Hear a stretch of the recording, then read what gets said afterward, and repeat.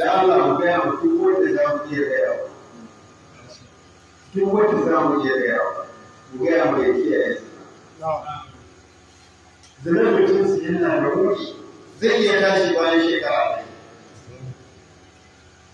ɗaya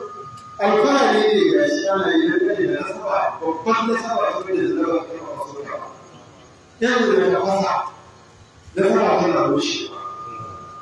so wannan kimanta kai da kimanta wanda za su biyo baya ya kamata duk abin da mutum zai yi ya kiyaye duk abin da za a yi idan mutum ya kiyaye ba da ga sa talauci ga sa rashin kima da girma ga jefa mutane cikin halin kunya mutum yana magana ba ya ka kira wa ya ba sai da kokon an girma ya koma da jama'a ba ruwa sai za mu ta